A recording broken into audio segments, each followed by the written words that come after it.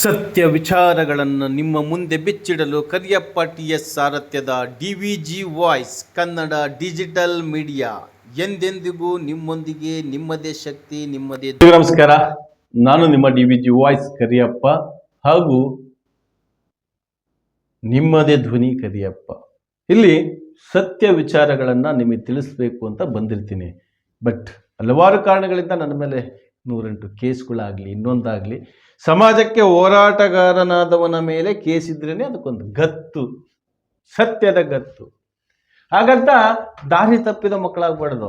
ಸತ್ಯವನ್ನೇ ಹೇಳಿ ನಿಜವನ್ನ ಜನರಿಗೆ ತಿಳಿಸುವಂಥ ವ್ಯಕ್ತಿಗಳಾಗಬೇಕು. ಇವತ್ತು ಮಾತಾಡಕ್ಕೆ ಬಂದಿರತಕ್ಕಂಥದ್ದು 1ನೇ ತಾರೀಕು SP ಕಚೇರಿ, ಅಂದರೆ ದಾವಣಗೆರೆ SP ಕಚೇರಿ ಮುಂಭಾಗ ಈ ಶಿವಲಿಂಗಯ್ಯ 5 ಕೋಟಿ ಚಿಲ್ಲರ 5 ಕೋಟಿ ಚಿಲ್ಲರ. ನೋಡಿ, ನಮ್ಮ ಪೊಲೀಸ್ ಸುವ್ಯವಸ್ಥೆ ಬಗ್ಗೆ ನಾನು ಮಾತಾಡಲೇಬೇಕು ಬಿಡಿ. ಯಾಕೆ ಅಂತ ಹೇಳಿದ್ರೆ, ಈ 5 ಕೋಟಿ ಹೆಂಗೆ ಹೈಜಾಕ್ ಆಯಿತು ಅನ್ನೋದ್ರ ಬಗ್ಗೆ ಸಂಪೂರ್ಣ ದಾಖಲೆಗಳನ್ನು ಅವರು ಮುಂದಿಟ್ಟರು ಸಮೇತ ಹೋಗಿ TV ಚಾನಲ್ನದೇ ನ್ಯಾಯ ಕೊಡಿಸ್ತೀನಿ ಅಂತ ಹೇಳೋ ಈ ದಾವಣಗೆರೆ DYSP ಶರಣಬಸಪ್ಪನವರೇ, ಇಲ್ಲಿ ಪೊಲೀಸ್ ಡಿಪಾರ್ಟ್ಮೆಂಟನ್ನು ಯಾರೂ ಸಮೇತನೂ ಕೆಳಮಟ್ಟದಲ್ಲಿಟ್ಟು ಮಾತಾಡ್ತಾ ಇಲ್ಲ. ನಮ್ಮಲ್ಲಿರ್ತಕ್ಕಂಥ ದಾಖಲೆಗಳನ್ನು ನೋಡ್ಬಿಟ್ಟೆ ನಾನು ಆ ನ್ಯೂಸ್ಗಳು ಮಾಡಿದ್ದು. ಬಟ್ ಇಲ್ಲಿ ನೀವೇನು ಮಾಡ್ತಾ ಇದ್ದೀರಾ ಅಂತ ಹೇಳಿದ್ರೆ, ಅನ್ಯಾಯ ಮಾಡಿದವ್ರನ್ನ ಅಥವಾ ಅನ್ಯಾಯ ಮಾಡ್ತಾ ಇರ್ತಕ್ಕಂಥವ್ರನ್ನ ಅಥವಾ ಅನ್ಯಾಯ ಮಾಡ್ತಲೇ ಇರ್ತಕ್ಕಂಥವ್ರನ್ನ ಸಪೋರ್ಟ್ ಮಾಡ್ತಾ ಇದ್ದೀರಾ ಅನ್ನೋ ಒಂದು ಕಿಚ್ಚಿನಿಂದ ಆ ವಿಡಿಯೋ ಮಾಡಿದ್ದೆ ಅಷ್ಟೇ. ನೀವು ಮಾತಾಡಿರ್ತಕ್ಕಂಥ ಆಡಿಯೋ ಇನ್ನೂ ಬಹಳ ಇದ್ದಾವೆ. ಈ ಪೊಲೀಸ್ ಡಿಪಾರ್ಟ್ಮೆಂಟಲ್ಲಿ ನಿಯತ್ತಿನಲ್ಲಿ ಎಷ್ಟು ಜನ ಇದ್ದಾರೆ, ಆ ನಿಯತ್ತು ಬಿಟ್ಟಿರೋರು ಬಹಳ ಜನ ಇದ್ದಾರೆ ಅಲ್ವಾ. ಪ್ರಾಮಾಣಿಕರು ಬಹಳ ಕಡಿಮೆ ಪೊಲೀಸ್ ಡಿಪಾರ್ಟ್ಮೆಂಟಲ್ಲಿ. ಗೊತ್ತಿಲ್ಲ ಅದು ಯಾಕೆ ಅಂತ. ಕಡಿಮೆ, ಬೆರಳೆಣಿಕೆ ಎಷ್ಟಿದ್ದಾರೆ ಅಷ್ಟೇ, ಬೆರಳೆಣಿಕೆಯಷ್ಟು. ಈಗ ಮತ್ತೆ ಶಿವಲಿಂಗಯ್ಯನವರು ನವೆಂಬರ್ 1ನೇ ತಾರೀಕು SP ಆಫೀಸ್ ಕಚೇರಿ ಮುಂದೆ ಅವರು ಒಬ್ಬರೇ ಅಲ್ಲ, ಇಡೀ ಕುಟುಂಬನೇ ಕುತ್ಕೊಳ್ತತ್ತೆ. ಎಷ್ಟು ಸ್ಯಾಟಲೈಟ್ ಚಾನಲ್ಗಳು ಬರ್ತವೆ ಅದು ನನಗೆ ಗೊತ್ತಿಲ್ಲ. ಯಾಕೆಂದ್ರೆ ನನ್ನ ಪ್ರೆಸ್ ಮೀಟ್ ಮಾಡಿದ್ದಾರೆ ನೋಡಿ, ಪಾಪ ಪ್ರೆಸ್ ಮೀಟ್ ಮಾಡಿದ್ದಾರೆ ದಾವಣಗೆರೆಯಲ್ಲಿ, ವರದಿಗಾರರ ಒಕ್ಕೂಟದಲ್ಲಿ ಪ್ರೆಸ್ ಮೀಟ್ ಮಾಡಿದ್ದಾರೆ. ಆಯಿತು, ಈಗ ಅವ್ರು ಹೋರಾಟ ಕುತ್ಕೊಳ್ತಿರೋದು ಮೊನ್ನೆದು ನಿನ್ನದು ಸ್ಟೋರಿ ಅಲ್ರಿ. 2021ನೇ ಇಸ್ವಿಯಲ್ಲಿ ಕೆನರಾ ಬ್ಯಾಂಕ್ನಲ್ಲಿ 5 ಕೋಟಿ 28 ಲಕ್ಷ ಹಣವನ್ನ ಲೂಟಿ ಮಾಡಿದ ಬ್ಯಾಂಕ್ ಮ್ಯಾನೇಜರ್ ಶಿವಕುಮಾರ ಹಾಗೂ ಅಲ್ಲಿನ ಎಂಪ್ಲಾಯಿಗಳು ಹಾಗೂ ಕಂಪ್ಲೇಂಟ್ ಕೊಟ್ಟಿರ್ತಕ್ಕಂಥ ಕೆಲವು ಮಂದಿಗಳ ಹೆಸರು. ಹಣ ಕೊಟ್ಟಿರೋದು ಸ್ವಾಮಿ ಅಕೌಂಟ್ಗೆ ದುಡ್ಡು ಬಿದ್ದಿರ್ತಕ್ಕಂಥ 5 ಕೋಟಿ ಚಿಲ್ಲರ ಏನಿದೆ ಅಮೌಂಟು, ಅದೆಲ್ಲ ರೈತರದು. ಯಾಕೆ ರೈತರು ಸ್ವಾಮಿಯವರಿಗೆ ಕೊಟ್ಟರು ಅಂತ ಹೇಳಿದ್ರೆ, ಸ್ವಾಮಿಯವ್ರದ್ದು ಒಂದು ಕಂಪನಿ ರೈತರಿಗೆ ಅದೇನು ಖರೀದಿ ಮಾಡ್ತಾರಲ್ಲ, ಜೋಳ ಅದು ಇದು ಖರೀದಿ ಮಾಡ್ತಾರಲ್ಲ, ಆ ಥರ ಒಂದು ಕಂಪನಿ ಸ್ವಾಮಿದು ಫಾರ್ಮ್ಸ್. ರೈತರ ಹತ್ರ ತಗೊಂಡಿರ್ತಕ್ಕಂಥ ಎಲ್ಲ ಬೆಳೆಗಳನ್ನು ಆ ಒಂದು ಅಮೌಂಟು, ಅದು ಮಾರಿರ್ತಕ್ಕಂಥ ಅಮೌಂಟು ಬ್ಯಾಂಕ್ ಅಕೌಂಟಲ್ಲಿ ಇರುತ್ತೆ. ಅವ್ರ ಚಿಕ್ಕಮ್ಮನ ಮಗ ಮೇನ್ ಸೂತ್ರಧಾರಿ ಇದಕ್ಕೆ. ಆಮೇಲೆ ಸರಿ ಆಯಿತು, ಈ ವಿಚಾರವನ್ನು ನಾನು ಸವಿಸ್ತಾರವಾಗಿ ಎಲ್ಲರಿಗೂ ಹೇಳಿದೆ. ಅದರಲ್ಲಿ DYSP ಅವರು ಅದನ್ನ ಯಾಕೋ ಮನಸ್ಸಿಗೆ ಹಚ್ಕೊಂಡ್ಬಿಟ್ಟಿದ್ದಾರೆ. ಮೊನ್ನೆ ರಮೇಶ್ ಕತ್ತಿ ವಿಚಾರದಲ್ಲಿ ಪರ್ಮಿಷನ್ ತರಲಿಕ್ಕೆ ಹೋದಾಗ ಅವರು ಹಂಗಂದ್ರು. ಸರಿ, ನಾನು ಏನಿಲ್ಲ, ನಾನು ಇರೋ ವಿಚಾರವನ್ನು ಹೇಳಿ ಬಂದಿದ್ದೀನಿ. ಬಟ್ ಇಲ್ಲಿ ಪೊಲೀಸ್ ಏನು ಮಾಡ್ತಾ ಇದ್ದೀರಾ? ನಿಮಗೆ ದಾಖಲೆಗಳು ಬೇಕು, ಅವ್ರು ಕರ್ಕೊಂಬರಬೇಕು. ಹೌದು, ನಿಮ್ಮ ಅಕೌಂಟಿಗೆ ದುಡ್ಡು ಬಿದ್ದಿದೆಯಾ, ಯಾಕೆ ಬಿತ್ತು, ನೀವು ಅವರು ಪಾರ್ಟ್ನರಾ, ಮತ್ತು ಅವ್ರ ಅಕೌಂಟಿಂದ ನಿಮ್ಮ ಅಕೌಂಟಿಗೆ ಹೆಂಗೆ ಬಿತ್ತು, ಇವನ್ನೆಲ್ಲ ಕೇಳಬೇಕಾಗಿರ್ತಕ್ಕಂಥದ್ದು ಪೊಲೀಸ್ನವರು. ಅದಕ್ಕೆ ಅವರಿಗೆ ಆ ಪವರ್ ಕೊಟ್ಟಿರೋದು. ಕರ್ನಾಟಕ ಪೊಲೀಸ್ ಆ್ಯಕ್ಟಲ್ಲಿ ಇವರಿಗೊಂದು ಪವರ್ ಇದೆ. ಬಟ್ ಅವ್ರು ತಪ್ಪು ಮಾಡಿದ್ದಾನೆ ಅಂತ ಪಕ್ಕ ಆದಮೇಲೆ ಅವನು ಹೊಡಿತಾರೋ ಇನ್ನೊಂದು ಮಾಡ್ತಾರೋ, ಅದು ಐ ಡೋಂಟ್ ನೋ. ತಪ್ಪು ಮಾಡಿದಾನೆ ಅಂತ ಕನ್ಫರ್ಮ್ ಆಗಬೇಕಲ್ವಾ, ಎವಿಡೆನ್ಸ್ ಬೇಕಲ್ವಾ. ಇಲ್ಲಿ ಎವಿಡೆನ್ಸ್ ಸಮೇತ ಕೊಟ್ಟರು ಅವ್ರನ್ನ ಅರೆಸ್ಟ್ ಮಾಡಿಲ್ಲ. ಇದಕ್ಕೇನು ಹೇಳ್ತೀರಾ? ಸಿಂಪಲ್ ಆಗಿ ಹೇಳ್ತೀನಿ ನಾನು ಜನರಿಗೆ. ಯಾಕಂದ್ರೆ ಕರ್ನಾಟಕ ಜನರು ಬಹಳ ಬುದ್ಧಿವಾದ್ರು, ಸೆನ್ಸಿಟಿವ್ ಮೈಂಡ್. ಯಾಕೆ ಅಂತ ಹೇಳಿದ್ರೆ, ಈಗ ಉದಾಹರಣೆಗೆ ಒಂದು ಬ್ಯಾಂಕ್ ಎಂಪ್ಲಾಯ್, ಬ್ಯಾಂಕ್ ಮ್ಯಾನೇಜರ್ ಮನಸ್ಸು ಮಾಡಿದ್ರೆ ಯಾವ ಬ್ಯಾಂಕಿಂದ ಬೇಕಾದ್ರೂ, ಅಂದ್ರೆ ಅವರ ಒಂದು ಬ್ರಾಂಚಸ್, ಅಂದ್ರೆ ಈ ಕೆನರಾ ಬ್ಯಾಂಕ್, SBI, ಈ ಥರ ಒಂದು ಕನೆಕ್ಷನ್ ಇರುತ್ತೆ. ದಾವಣಗೆರೆಗೆ ಒಂದು ಬ್ರಾಂಚ್ ಇರುತ್ತೆ, ಆಂಜನೇಯ ಬಡಾವಣೆಗೆ ಒಂದಿರುತ್ತೆ, ವಿದ್ಯಾನಗರದಾಗ ಒಂದಿರುತ್ತೆ, ಶಾಮ್ನೂರಾಗ ಒಂದಿರುತ್ತೆ, ಎಕ್ಸೆಟ್ರಾ ಎಕ್ಸೆಟ್ರಾ ಹಿಂಗಿರ್ತವೆ. ಆವಾಗ ಒಬ್ಬ ಬ್ಯಾಂಕ್ ಮ್ಯಾನೇಜರ್ ಅದನ್ನು ಯಾವುದೇ ಒಂದು ಬ್ಯಾಂಕಿಂದ ಟ್ರಾನ್ಸ್ಫರ್ ಮಾಡ್ಬೋದಾ? ಏನ ಅಕೌಂಟನ್ನು? ಅದು ಐ ಡೋಂಟ್ ನೋ. ಸ್ವಾಮಿ ಅಕೌಂಟ್ ಇದ್ದಿದ್ದು ಬಿಳಿಚೋಡಲ್ಲಿ, ಅಸ್ಕೋಡ್, ಬಿಳಿಚೋಡ್ ಹತ್ರ ಅಸ್ಕೋಡಲ್ಲಿ ಇದ್ದಿದ್ದು. ಅಲ್ಲಿಂದ ಸ್ವಾಮಿಗೆ ಗೊತ್ತಿಲ್ದಂಗೆ, ಅಂದರೆ ಏನು ಈ ಶಿವಲಿಂಗಯ್ಯ ಇದ್ದಾರಲ್ಲ ಅವ್ರಿಗೆ ಗೊತ್ತಿಲ್ದಂಗೆ ಅಕೌಂಟನ್ನು ಸೀದಾ ಈ ಪಿ ಬಿ ರೋಡಲ್ಲಿ ಇರ್ತಕ್ಕಂಥ ಕೆನರಾ ಬ್ಯಾಂಕಿಗೆ ತರ್ತಾರೆ. Shivalingaiah is A business man.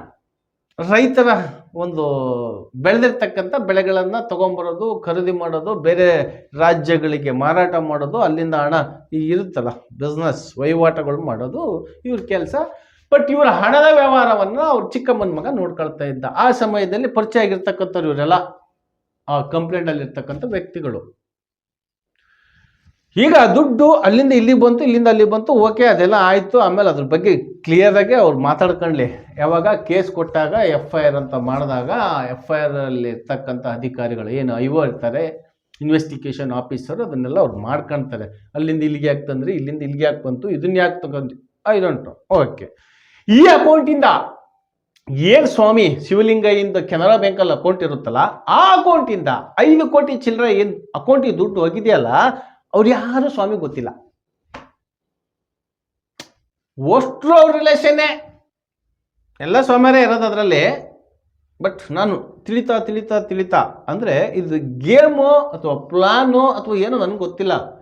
ಅಷ್ಟು ಸ್ವಾಮಿಯರೇ ಇರೋದು. ಒಬ್ಬರು ಇಬ್ಬರು ಚೇಂಜ್ ಇದ್ದಾರೆ. ಯಾರು? ಬ್ಯಾಂಕ್ ಮ್ಯಾನೇಜರ್ ಭಾಸ್ಕರ, ಶಿವಕುಮಾರ, ಒಂದು ಆಮೇಲೆ ಅವ್ರು ಎಂಪ್ಲಾಯಿಗಳು ಬರ್ತಾರೆ ಮತ್ತೆ ಮಧ್ಯ ಅವರು ಸ್ವಲ್ಪ ಜನ ಚೇಂಜ್ ಇದ್ದಾರೆ. ಇನ್ನು ಉಳಿದ್ರೆಲ್ಲ ಇವರೆಲ್ಲ ಮಹೇಶ್ವರಯ್ಯ ಇನ್ನಿದ್ದಾರೆ, ಅವರೆಲ್ಲ ಅಷ್ಟಕೊಂಡೆಲ್ಲ ಡೀಟೇಲ್ ಕೊಟ್ಟರು ಸಮೇತನೂ ಅವ್ರನ್ನ ಇನ್ನೂ ಅರೆಸ್ಟ್ ಮಾಡೋದಿರಲಿ, ಮಾತಾಡ್ಸೇ ಇಲ್ಲಂತೆ. ಸರಿ ಆಯಿತು. ಏನು ನಾವು ಇವತ್ತು ಕೇಳ್ತಾ ಇದ್ದೀವಿ, 5 ಕೋಟಿ ಚಿಲ್ಲರ ಅಮೌಂಟನ್ನು ಇಲ್ಲಿಯವರೆಗೂ SP ರಿಶಾಂತ್ ಅವರಿದ್ದರು 2022ರ ಸಾಲಿನಲ್ಲಿ. ಆವಾಗ ಇದೇ ರೀತಿಯಾಗಿ ಅವ್ರ ಮೇಲೆ ಕೇಸ್ ಮಾಡಿದಾಗ ಇಲ್ಲಿ RMC ಪೊಲೀಸ್ ಸ್ಟೇಷನ್ ಹಿಂಭಾಗ ಪಕ್ಕದಲ್ಲಿ ಏನು ಮೊನ್ನೆ ಸಸ್ಪೆಂಡ್ ಆಗಿರ್ತಕ್ಕಂಥ ವ್ಯಕ್ತಿಯನ್ನು ಮತ್ತೆ ಬಂದು ಅದೇ ಸೀಟಿ ಕೂರಿಸಿದ್ದಾರೆ ಅಂತಂದು ಹೇಳ್ತಾ ಇದ್ದಾರಲ್ಲ, ಆ ಸ್ಟೇಷನ್ನಲ್ಲಿ ಅವಾಗ ಅವ್ರು ಇರಲಿಲ್ಲ ಬಿಡಿ, ಮೊದಲು ಬೇರೆಯವರಿದ್ದರು. ಬಟ್ ಇಲ್ಲಿ ನಾನು ಹೇಳಕೊಟ್ಟಿರ್ತಕ್ಕಂಥ ವಿಚಾರ, ಈ ಪೊಲೀಸ್ ಇಲಾಖೆ ಎಲ್ಲಾದರೂ ಸ್ವಲ್ಪ ಎಡವಟ್ಟು ಆಗ್ತಾ ಇದೆಯಾ ಅಥವಾ ರಾಜಕಾರಣಿಗಳ ಬಲದಿಂದ ಅವ್ರನ್ನೆಲ್ಲ ಬಿಟ್ರ ಅಂತ ನನಗಿಲ್ಲಿ ಬಂದಿರೋದು. ಸಿಂಪಲ್ಲು, ಕೋಟಿಗಟ್ಟಲೆ ಅಕೌಂಟಿಂದ ಬೇರೆಯವರಿಗೆ ಟ್ರಾನ್ಸ್ಫರ್ ಆಗೈತೆ, ಯಾರಿಗೆ ಟ್ರಾನ್ಸ್ಫರ್ ಆಗೈತೆ ಅಂತ ಎಲ್ಲ ಡೀಟೇಲ್ ಕೊಟ್ಟರು ಸಮೇತ ಅವರು ಕರೆಸ್ಲಿಲ್ದಂಗೆ, ಅವ್ರ ಹತ್ರ ಮಾತಾಡಲಿಲ್ದಂಗೆ ಆ ಕೇಸನ್ನು ರಿಪೋರ್ಟ್ ಆಗ್ತಾರೆ ಈ ಪೊಲೀಸ್ ಇಲಾಖೆ ಅಂತ ಹೇಳಿದರೆ, ಗೊತ್ತಿಲ್ಲಪ್ಪ ಇವು ಕಷ್ಟಪಟ್ಟು ದುಡ್ದಿರ್ತಕ್ಕಂಥ ದುಡ್ಡು 5 ಕೋಟಿ ಅಲ್ಲಪ್ಪ, ಅದು ರೈತರ ದುಡ್ಡು. ಅವಾಗ SP ರಿಶಾಂತ್ ಅವರು 2,56 ಲಕ್ಷ ಅಥವಾ 64 ಲಕ್ಷನೂ ಕೊಡಿಸ್ತಾರೆ. SP ರಿಶಾಂತ್ ಅವರೇ ಕೊಡಿಸ್ತಾರೆ. ಯಾರ ಕಡೆಗೆ? ಈ FIR ಏನು ಮಾಡ್ಕೊಂಡಿದಾರಲ್ಲ ಪಕ್ಕಕ್ಕೆ ಇದ್ರಲ್ಲ ಇವರು ಮಹೇಶ್ವರಯ್ಯ ಗ್ಯಾಂಗ್, ಅವ್ರ ಹತ್ರ ಕೊಡಿಸ್ತಾರೆ. ಇನ್ನು ಉಳಿದಿರತಕ್ಕಂಥ 3 ಕೋಟಿ 5 ಕೋಟಿ ಚಿಲ್ಲರೆ ಇತ್ತಲ್ಲ, 5 ಕೋಟಿ ಚಿಲ್ಲರದಲ್ಲಿ 2 ಕೋಟಿ ಚಿಲ್ಲರೆ ಇವ್ರು ಕೊಡಿಸ್ತಾರೆ ಮೇಲ್ಗಡೆದು. ಇನ್ನು 3 ಕೋಟಿ ಇತ್ತಲ್ಲ, ಆ 3 ಕೋಟಿಯನ್ನು ನೆಕ್ಸ್ಟು ಇದೊಂದು ಸ್ವಲ್ಪ ಮುಗಿಲಿ, ಇದು ಮುಗಿದಾದ್ಮೇಲೆ ಕೊಡಿಸ್ತೀನಿ ಅಂತ ಹೇಳ್ತಾರೆ. ಅಷ್ಟರೊಳಗೆ ಗೊತ್ತಲ್ಲ SP ಟ್ರಾನ್ಸ್ಫರ್ ಆಗ್ತಾರೆ. ಆ ಟ್ರಾನ್ಸ್ಫರ್ ಆದಮೇಲೆ ಆ ಜಾಗಕ್ಕೆ ಉಮಾ ಪ್ರಶಾಂತ್ ಅವ್ರು ಬರ್ತಾರೆ. ಬಂದಾದಮೇಲೆ ಮತ್ತೆ ಕೇಸ್ ಕಂಟಿನ್ಯೂ ಆಗುತ್ತೆ. ಇಲ್ಲಿಯವರೆಗೂ ಕೇಸ್ ಖತಮ್. ಏನು ಮಾಡಬೇಕು? ಆ ಕೇಸ್ ಅಲ್ಲಿಗೆ ನಿಲ್ತು, ಆಯಿತು, ಅಲ್ಲಿಗೆ ನಿಂತಿದ್ರೆ ಸಮಾಧಾನ ಇರ್ತಿತ್ತು. ಬಟ್ ಇಲ್ಲಿ ಮಹಿಳಾ ಪೊಲೀಸ್ ಯಾವುದೋ ಎಕ್ಸ್ಟೆನ್ಷನ್ ಬಡಾವಣೆ ಪೊಲೀಸ್ ಸ್ಟೇಷನ್ನಲ್ಲಿ ಚೌಧರಿ ಮೇಡಮ್, ಮಲ್ಲಮ್ಮ ಚೌಧರಿ ಮೇಡಮ್ ಆ ಕೇಸ್ಗಳನ್ನ ರಿಪೋರ್ಟ್ ಆಗ್ತಾರೆ. ಎಲ್ಲ ದಾಖಲೆಗಳಿದ್ರೂ ಸಮೇತ, ಎಲ್ಲ ದಾಖಲೆಗಳನ್ನು ಕೊಟ್ಟರೂ ಸಮೇತ, 2 ಕೋಟಿ ಚಿಲ್ಲರ ಹಣ ಕೊಡಿಸಿದ್ರೂ ಸಮೇತ ಕೇಸನ್ನು ರಿಪೋರ್ಟ್ ಆಗ್ತಾರೆ ಅಂತ ಹೇಳಿದ್ರೆ ವಾಟ್ ಹ್ಯಾಪನ್? ಇನ್ನೂ ಅವನ ಮೇಲೆ ಬೇರೆ ಬೇರೆ ರೀತಿಯ ಕೇಸ್ಗಳು ಬರ್ತವೆ. ನಕಲಿ ಶಾಲಾ ದಾಖಲೆಗಳನ್ನು ಕೊಟ್ಟು ಇನ್ಸೂರೆನ್ಸ್ ಕಂಪನಿಗಳಿಗೆ ಕೋಟಿಗಟ್ಟಲೆ ಲಾಸ್ ಮಾಡಿದ್ದಾನೆ ಸಾಲಕಟ್ಟೆ ರವಿ.